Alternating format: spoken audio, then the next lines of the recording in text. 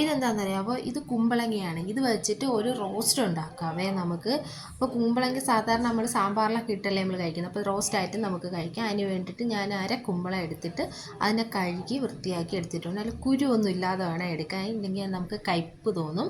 അതിലിട്ട് ഞാൻ ഒരു 2-3 പച്ചമുളകും മഞ്ഞൾപ്പൊടിയും കൂടെ ഇട്ടിട്ട് നന്നായിട്ട് കൈകൊണ്ട് തിരുമ്മി ഒരു ഇച്ചിരി അര ഗ്ലാസ് വെള്ളത്തിൽ വെച്ചിട്ട് നന്നായിട്ട് വേവിച്ചെടുക്കണം അടുപ്പത്ത് വെച്ചിട്ട്. ഈ കുമ്പളങ്ങ എന്ന് പറയുന്നത് ഒരു ആൽക്കലൈൻ ഫുഡാണ്. അപ്പോൾ നമ്മൾ ഈ പനിയായിട്ടൊക്കെ ഇരിക്കുമ്പോൾ മക്കൾക്ക് കൊടുക്കാൻ നല്ലതാണ് കേട്ടോ.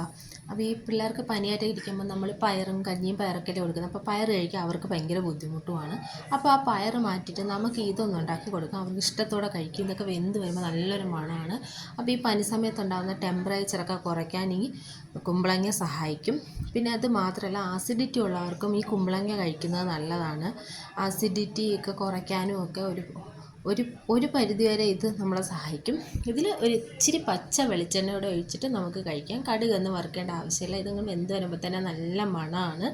ഇതിങ്ങനെ നമുക്ക് കഴിക്കാൻ നല്ല ടേസ്റ്റാണ്. കടുക് വറുക്കണമെങ്കിൽ അങ്ങനെയും, അല്ല ഇതൊന്ന് കഴിച്ച് നോക്കണം, നല്ല ടേസ്റ്റാണ്.